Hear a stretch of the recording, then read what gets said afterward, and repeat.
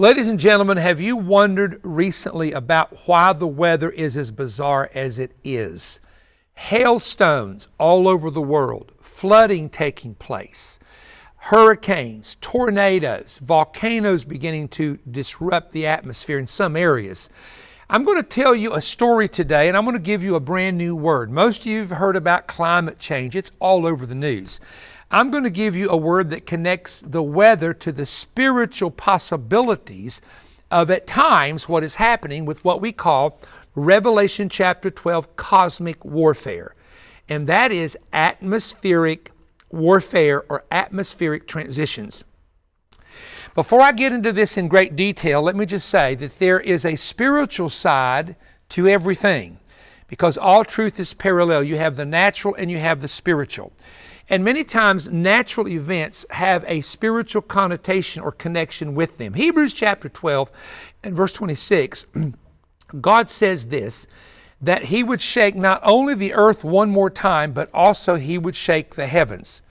In 3 of the Gospels, and remember there are 4 Gospels in the New Testament, but in 3 of them, Christ is recorded as saying that the powers of heaven shall be shaken. Now we know that we have to have the sun, we have to have the 4 seasons of winter, spring, summer, and fall. Because really in the winter, that's what kills a lot of the viruses floating around, the germs, and even kills off some bugs that need to be removed from the planet. So you have to have those seasons for things to operate properly. You have to have rain, and the Bible said rain should come in due season. And even the festivals of Israel were centered around the rain cycles, the seed planting time, and the harvest cycles. You got to have hot and cold, as I said a moment ago. Cold has its purposes. But the weather has just really got weird. I have no other way of saying it than we have weird weather patterns with the number of hurricanes, tornadoes, excessive rain, lightning strikes. That's another thing, lightning strikes. I'm going to tell you something about lightning strikes in a minute that just blew my mind several years ago. So here's what we have. We have natural weather patterns. April showers bring May flowers. Everybody knows that you're going to get rain normally in the month of April. And you get the growth and the result of that rain usually in the month of May. But we also have what we call natural weather cycles. There's La Nino, El Nino, and all these weather cycles that the weather channels and weather experts talk about. But here's one that no one on the weather stations will mention, because maybe they're unfamiliar with it, and maybe they just realize most people wouldn't believe it. Spiritual war that happens in the heavenlies can impact weather on the earth. Now, I'm going to tell you something that's the most bizarre thing I can ever remember happening. Several years ago, we did a warfare conference at Tampa, Florida. In fact, I say several. This has been many, many years ago. We went to Tampa, Florida with the Without Walls Church, and we were hosting a warfare conference in the month of June. I stood at a hotel and watched something that I could not believe. Now, I could see the church parking lot, the edge of it, from the hotel, and the Daystar truck, Marcus Lamb had sent the Daystar truck up to tape on Daystar Live some of our conference. Lo and behold, there were 40 lightning strikes. Now, this is like 2 hours before church. 40 lightning strikes, not lightning in the air. It was from the sky to the ground. The alarm went off in the Daystar truck. It hit the church. It blew out half of the PA system before our conference began that night. And it blew out transformers. It blew out power. And I'm telling you, every day, now that was the start of the conference, but every day, lightning was all over the place, and it seemed like it was trying to hinder the entire conference. When the conference ended, weather was perfect. I also saw in that same city in the month of March, there was a big tent up. We went and had a tent meeting, and that was back in the day. I remember a number of the Tampa Bay Buccaneers were attending this church. Some of them were there that night. If they're watching, they'll remember this. The weather got absolutely so cold that we had to wear gloves into the tent in the month of March in Tampa, Florida. That normally doesn't happen. Then we had a situation where a storm got under the tent, and I had to preach real fast, and I preached in 15 minutes because the danger, and I remember some of the NFL players, these big guys, were trying to hold the poles down to keep the poles from bouncing up and down in that tent, bringing the tent down on people. And I dismissed service, and all the storm ended. It was weird. And so the pastor of the church and my staff with me said, this is demonic warfare. It's not normal. Here's the thing. If it's not normal, and it's not natural, and it's not a natural cycle, it's not a natural pattern, it is then supernatural. And if it's supernatural, you've got to understand what's taking place. Now, we were taping in Israel. We don't do TV programs there now. We do our YouTube channel programs from Israel with phone. So we were headed to the Dead Sea, and it started raining at the Dead Sea. And of course, the Dead Sea does get rain from time to time. That's how, you know, that they have underground water there, of course, because of the water running down the mountains, coming underground, etc. But I saw something I've never seen before. And my guide, Yossi, who has been a guide ever since I was touring Israel in the 80s with me, said, in my lifetime, I've never seen this. The Dead Sea looked like the ocean. I don't know how big the waves to me look 3 or 4 feet tall. The wind was blowing the Dead Sea. You could not go to the Dead Sea. You could not walk. They had a warning out not to walk down there. I'm not saying it not happened before, but it was the weirdest weather that I've ever seen at the Dead Sea. Now, people can simply say climate change, but let me just talk to you for a moment about this. There have always been weather cycles. In the Old Testament, there was a flood for 40 days and 40 nights. In Ezra chapter 10, verse 13, most of you don't know this, the rain was hindering the rebuilding of Jerusalem and the temple. In the Old Testament, there were droughts that lasted 42 months in the time of Elijah, 7 years, a drought in the time of Elisha. They were eating dove's dung and donkey brains to survive. We also know that in the time of Joseph, there was a 7-year global drought where there was no rain, and Joseph spared the world by collecting grain for 7 years. Now, this is Old Testament. This is before carbon footprints, airplanes, cars, and everything being blamed for the weather crisis today. This is before that. So that shows you weather patterns. And it shows you even, I'm going to talk about this, warfare patterns. In the tribulation, there will be a drought for 42 months, Revelation 11:6. Revelation 16, verse 12, the Euphrates River is going to dry up during the tribulation.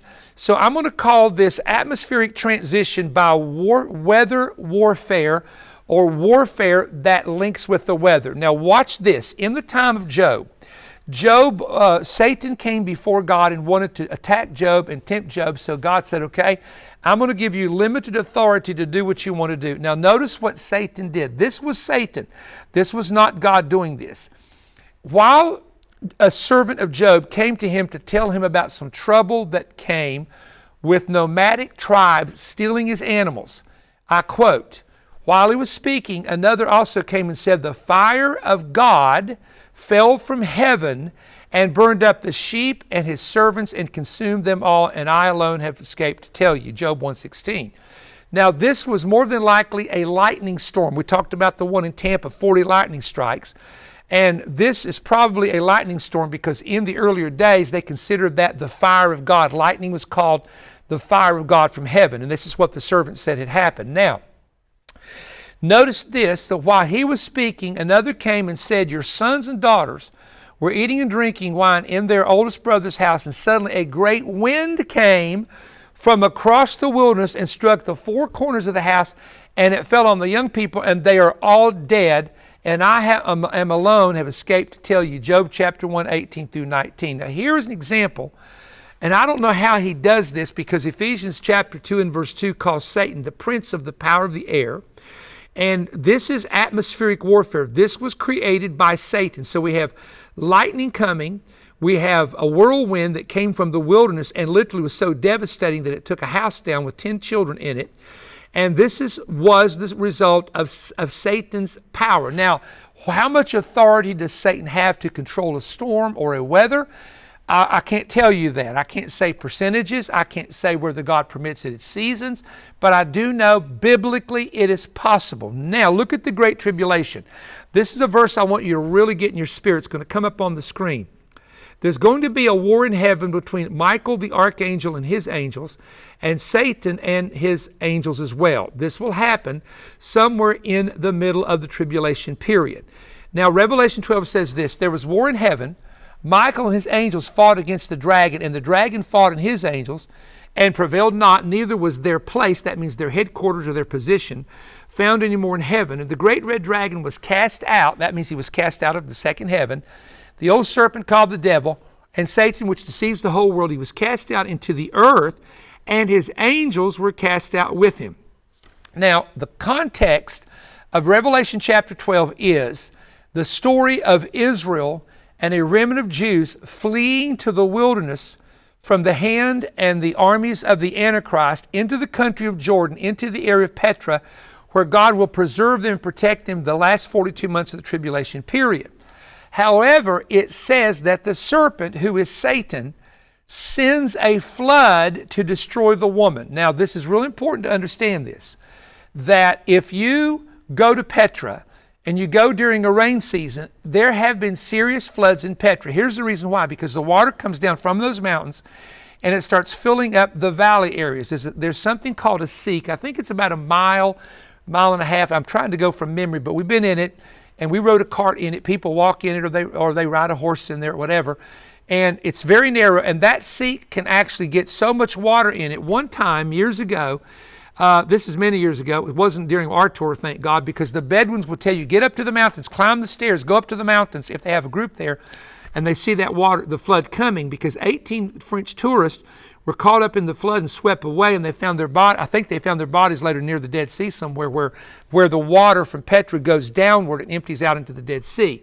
Well, this is an example of how it's actually literally possible for there to be a flood in Petra that the Bible indicates there in Revelation chapter 12. And we'll notice this, that it comes from the dragon. God did not send the flood. God is not trying to destroy that remnant. It is Satan that's trying to destroy it. Now, how does he send a flood? We don't know. How does he control the rain? We don't know, because rain is a natural thing formed by clouds in the atmosphere. So, folks, in the future, it's very clear in Revelation chapter 12 that there's going to be cosmic battles taking place in the heaven that are going to impact the weather patterns on earth. There's great hail coming, the size of 100-pound hail is what the book of Revelation says. There's hail mingled with fire, which is a volcanic eruption. There's tsunamis that are going to happen in the time of the tribulation. But all of this, remember this, God, the earth is the Lord's and the fullness thereof. God has given rain patterns in due seasons according to the scripture. And the rain actually, a lot of rain is good for the crops, but too much rain brings destruction. So we know that God allowed the flood to come where the fountains of the deep were open and the rain came from heaven. That was from the Lord. But then in Revelation 12, it comes from Satan, not from God. So remember this also, that when Jesus Christ was on the planet, the Bible tells us that he was in a boat asleep and a great storm came and he rebuked the storm. And when I looked at the Greek word, a storm on the sea, and I looked at the four Gospels, there's different types of storms that can happen on the Sea of Galilee. One is the winds that blow through the Syrian-African rift, and they come down that mountain, and they form natural storms. You see them all the time if you're on a Holy Land tour, if the wind is blowing real strong, and you can really hear them at night. Man, at night, you can, in the hotel, you hear that, woo, coming through the balcony. It's pretty amazing. So that happens at times. Then there's another kind of a storm that can be caused by an underwater earthquake or a shaking, because there's a lot of underground springs around the Dead Sea, and sometimes there's tremors. And that there's one of the words found where Jesus was in a storm called the seismos, which where we get the word seismograph from, which is being caused by a shaking of the ground, because the Galilee area and the Bashan area can be earthquake prone. So here again, Jesus would never have rebuked his Father if God was sending that weather and that storm, and the boat was full of water on one occasion. He could have sunk the boat, but Jesus had told them, let us go over to the other side. So the boat is floating full of water, not sinking, because Jesus had a word they were going to make it to the other side. But Jesus rebuked the storm. Now, we were in Cleveland, Tennessee at the T.L. Lowry Global Foundation Center, and I was doing a mentoring institute several years ago. And there had been an F4 tornado to strike Tuscaloosa, Alabama, where my wife is from, and there were tornadoes in Gadsden, Alabama. But there was one that we had 200, and I'm going to estimate about 280 people at this mentoring institute. The T.L. Lowry building sits up on a hill, And there was a F, if I'm not mistaken, an F3. It may have been stronger than that, but it was an F2 or F3, but I believe it was an F3. My wife could tell you exactly.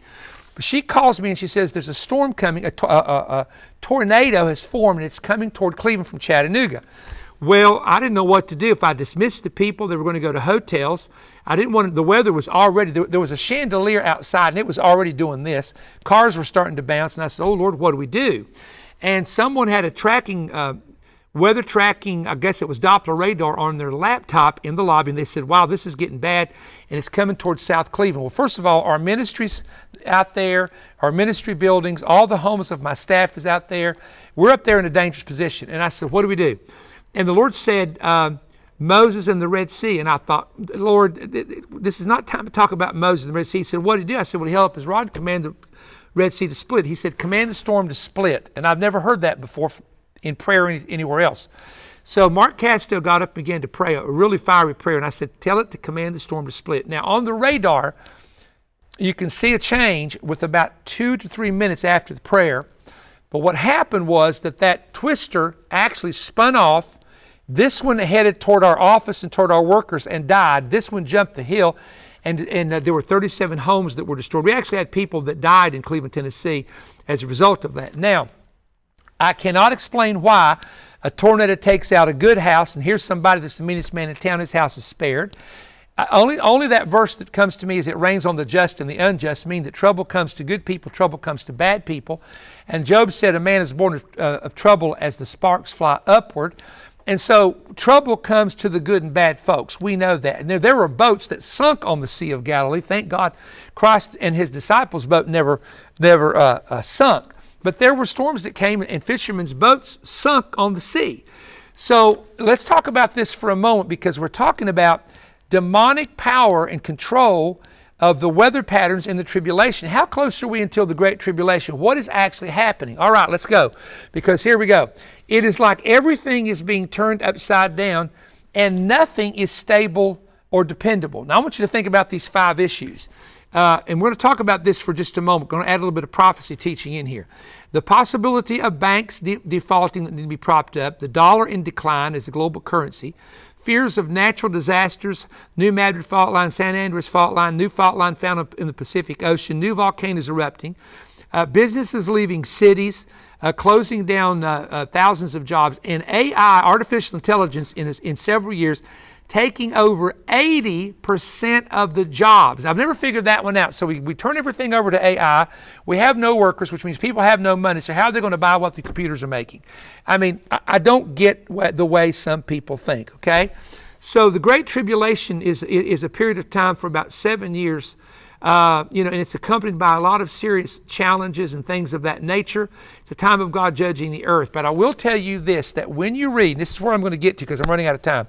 When you begin to open up your Bible and you begin to read the book of Revelation, okay, and you begin to read about what is happening with a mountain falling into the sea, ships being overturned, the water turning into blood, an asteroid coming from heaven, and you see these things, here's what you got to understand. Those are natural things that have happened through history, but will happen all at one time as a form of the judgment of God. Angels in the book of Revelation are pouring out those particular vials and judgments. However, there is something happening on the earth. So in other words, the angel releases the authority of it to happen, and it happens in the cosmic atmosphere. But let's go back to the original question. So God does control at time judgments through floods, through hail, through fire, through all these things. And you can see that in the book of Revelation, talking about the wrath of God and the wrath of the Lamb, okay? But please understand this, that in chapter 12, Satan does produce a flood of water through a cosmic war. So the point is this. I believe there is so much cosmic activity taking place between angels and demonic spirits that the earth is feeling the impact of it in the atmosphere. Satan is the prince of the power of the air. He's in the second heaven, Ephesians 2:2. He's not yet come to the earth and been cast down to the earth yet. Okay, it's going to woe to the earth and see, John said, when that happens. That's not happened yet, but the battle is in the heavenlies. Because the battle is in the heavenlies, we have a lot of very strange storms and weather patterns taking place. Now, some people would say, Perry, that's the most extreme teaching I've ever heard. Well, just go to the Bible and study it out for yourself. The famines, the pestilence, the things that happen. It either is a natural design, weather cycles, natural design, or it can be God controlling weather, or it can be at times Satan controlling the atmosphere. So my point is, I think as we get closer to the time of the end, we're going to see bizarre weather patterns. We're going to see things happening in places that people said, wow, that has never happened here before. First time in history. So I would consider these things to be a sign of the spiritual warfare that is taking place. And what we can do is what we did that day when that I think it was F3 came through Cleveland, is we just did our best and prayed for safety and security. None of our VOE was not damaged. I think an awning was torn. That awning gets torn every time there is a storm, by the way. But none of our staff lost houses. None of us lost our lives. And they were kind of in the path of this great wind coming through. None of our buildings were damaged. Nothing happened at the Lowry Center. And I have to believe 280 people praying helped that as well. So Jesus rebuked a storm. So that shows us that we can do the same thing and not just praying for protection, angelic protection. That's what I'm trying to tell you. Under any kind of weather condition is probably what we need to do. So I hope you're enjoying the teachings that we're doing from the studio. Everyone is different. We're going to have some themes down the road, but I want to tell you this. We cannot keep Manna-Fest on the air in your area unless we get financial support. That's the bottom line. And so if you order our product, that's one way, or you send a donation in, that's another way. And God has been good to us, keeping on for 22 years, and we want to keep keeping it on until Jesus comes. So stand with us and watch this. And don't forget to keep watching. I've got something special to share with you. Humanity's final battle is being set in array, merging men with super advanced technology. Commonly known as artificial intelligence, or AI, this new and at times frightening technology is said to be the greatest advancement of man's imagination since the beginning of humanity. But it comes with warnings from experts and developers. While AI can be used to deter crime, track criminals, and search for information at breathtaking speed, AI could eventually take over 80% of human jobs, replacing them with computers and robots. With AI, nothing about your private life, your finances, job, or family will be hidden.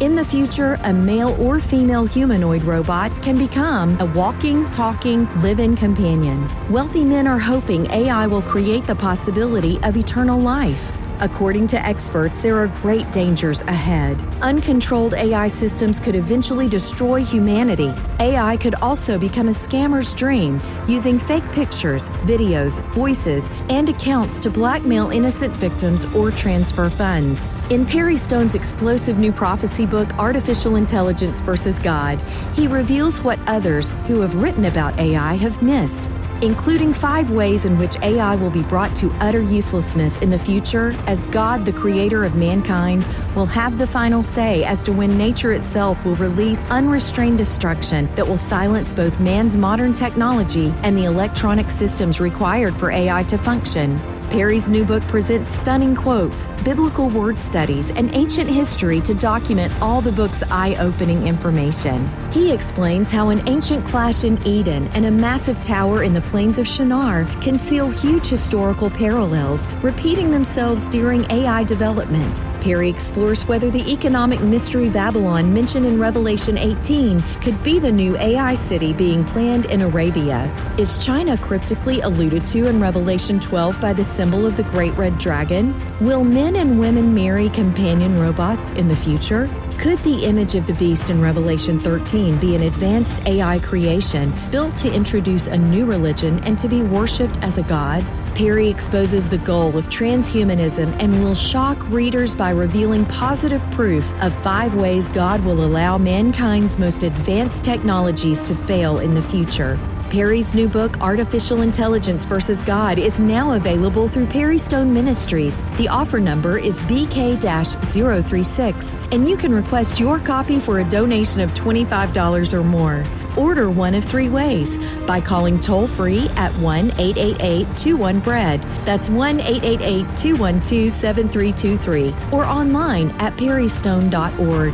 You may also send your donation of $25 or more to Perry Stone, P.O. Box 3595, Cleveland, Tennessee 37320, and request offer number BK-036. This new landmark book is only available through Perry Stone Ministries. Get your copy today so you and your family are prepared for the future of AI technology. We look forward to hearing from you today. I cannot say enough about the book, which is called Artificial Intelligence versus God. I do hope you will take the time to order this book and get it while you can. Read it now, because this is where we're at, and it's going to get heavier, it's going to get deeper, and many good things are going to happen as it relates to the gospel getting out and people being won to the kingdom of God before the return of the Messiah. Speaking of the gospel getting out, I'm going to be coming to, on March the 29th, at Boaz, Alabama. I was there last year. We're coming back to that church for a Friday night service. Everybody in that part of Alabama, get in your car and come out there and to be with me at Free Life Worship Center, Pastor Jeff Stanford's church. Don't forget Warrior Fest. Don't forget the Prophetic Summit in the month of April. But in the middle of the month of April, on the 12th, 13th, and 14th, it's a Friday, Saturday, and Sunday, I'm coming to House of Prayer International, Pastor Ron Brown's church in Monroe, Louisiana. I have not been there in years. I think I had really black hair the last time I was at that church. That's been a long time ago. I'm talking about the original black hair. So, Monroe, Louisiana, please join me for that. Now listen, perrystone.org, look at the itinerary, go to our online store, Perry Stone Ministries Facebook page, and also the YouTube channel to get updates on a consistent basis. Thank you for joining me, and God bless you. Warrior Fest is back and is bigger than ever, with an incredible lineup of teaching, worship, and ministry. This is the event you cannot miss. Mark your calendars for April 5th through 7th at Omega Center International in Cleveland, Tennessee. Warrior Fest 2024 includes impactful preaching from Perry Stone, Chris Estrada, Tony Suarez, Nick Walker, and Amanda Stone, with worship from Catherine Mullins, Eddie James, Lydia Morrow, and dance from Awakened Dance Team and Jacob's Tent Dance Team. Visit perrystone.org to register now for this free event. Come encounter the power of presence, the authority of anointing, and the strength of unity at the place where lambs become lions. Perry Stone invites you to the most anticipated weekend in biblical prophecy. Join us April 25th through 28th at Omega Center International in Cleveland, Tennessee for the 2024 International Prophetic Summit. Come hear the latest prophetic insights from Perry Stone, Jonathan Kahn, Lance Wallnow, Bill Cloud, Mark Biltz, and Billy Crone. Go to perrystone.org to sign up now. Don't miss the biggest prophetic event of the year, the 2024 Prophetic Summit. Register now.